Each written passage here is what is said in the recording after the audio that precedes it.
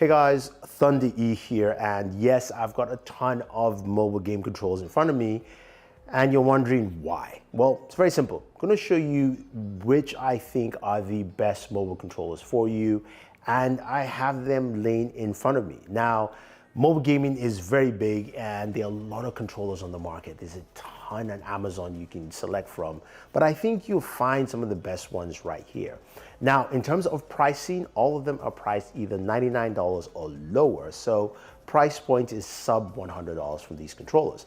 And I'm breaking them into a couple of categories. I've got Bluetooth controllers, then I have got the expandable controllers and expandable compact controllers, as well as also the just pure expandable controllers. So let us start off with the very first controller. It's a Bluetooth controller, and this is the Razer Jungle Cat. Now, if you guys know the Jungle Cat quite well, it's one of the first controllers Razer released maybe like 4 years ago. Right now, it's probably about 35 bucks. I like it because it's a Bluetooth controller. It's very easy to use. You can slide this into your pocket. You've got all your buttons right there. On the downside, it does have 2 USB ports, so you have to charge each section of the controller separately because they slide out like Joy-Cons for the Switch. Again, a solid controller unit, and I think one for someone who just wants something that they can connect to their smartphone to use. Now, the next controller is the Turtle Beach Atom. Now, the Atom is very different. It's a newer controller. This is the Xbox variant here. Because this is a collapsible controller, it's compact, but also expands out. As you can see, you can only see the joystick on one side. All you have to do is pull, and then boom, you now have, of course, a double 2 sides of a controller, which can, of course, expand open to fit your smartphone, and you are good to go. It's got magnets, which kind of keep it together. This connects via Bluetooth, as you see. It has a USB port, and you can also just attach it back, and you're good to go. You've got triggers, and the one thing about the Atom I do like is that with the button configuration, you can go into the software on your mobile device, and you can customize the sensitivity, drift, all that fun stuff, so you get a much better response, especially while Bluetooth, because of course there's always latency. Very nice controller for that aspect. Now, the other two here are expandable controllers, but they're also Bluetooth controllers. This is the Nacon MG-X. The MG-X is a Bluetooth controller that has kind of like a Dreamcast look to it. So it reminds me of the old school Dreamcast. You've got padding at the back, so it's kind of grips here. You've got triggers that of course have some tension to it. And of course your shoulder buttons are nice. Really solid controller, expands out pretty open. Now, of course, this will fit your Galaxy device quite easily. So say your Galaxy S22 Ultra, which is a very big phone. You can see, boom, it fits it, not a problem. But you're thinking, what about foldables, right? Well, this will also fit your Galaxy Z Fold 4 without any stress. So I'm gonna just do this right in front of you, and boom, look at that. And there you have it. So you can see it fits it well. I do like this for the fold because it's got a wider base, so it's more balanced, and you can connect via Bluetooth and use your fold on the road. This is a really nice controller for the fold, and I think it's just this real estate is also pretty solid. Now, another controller that I showcased on the Fold about a year or two ago is the Nacon MG-X Pro. Now, the Pro has a controller layout look, so it looks like a traditional gaming controller. I do like the joysticks because they have some really good tension to them. And of course, the triggers have some tension as well. Now, this opens up pretty wide. So for instance, I take, of course, my Galaxy Z Fold 4 again, open this up, and you can see it here, boom, it works.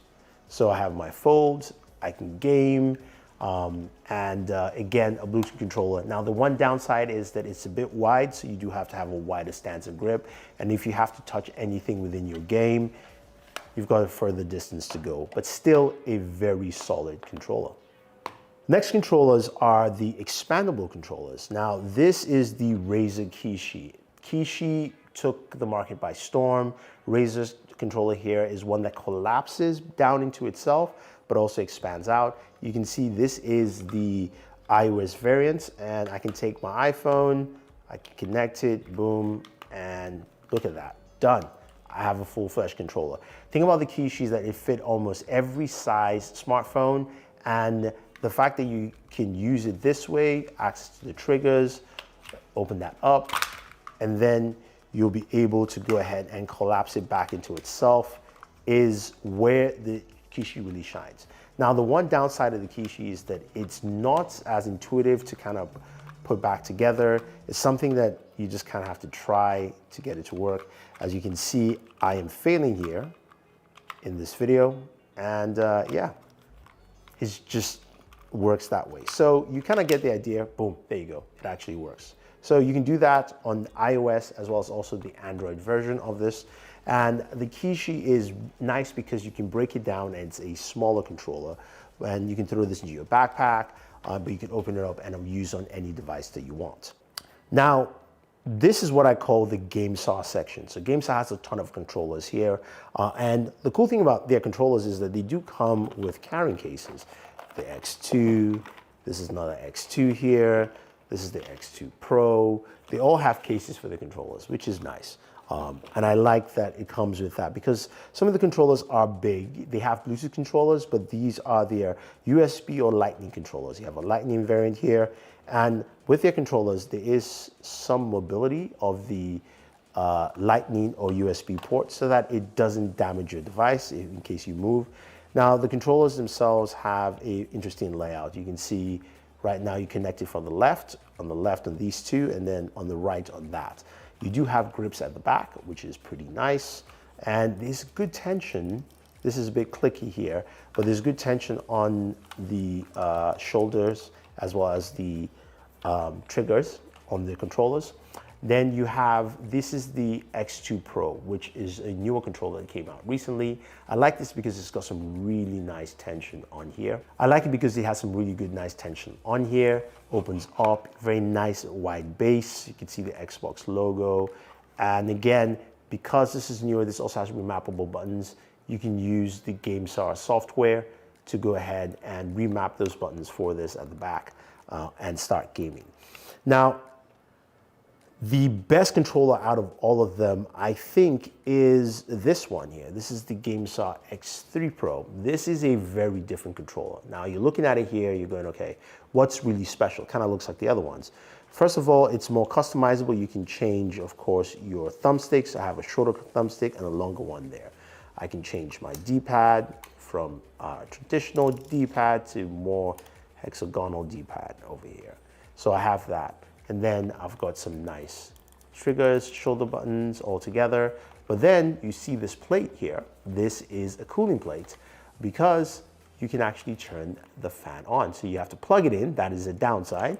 But then you have a cooling fan that you can actually game with.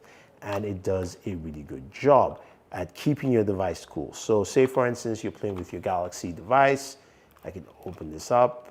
I can align my Galaxy, and while I'm gaming, I can also cool my device down. So which means I can game for longer sessions of time.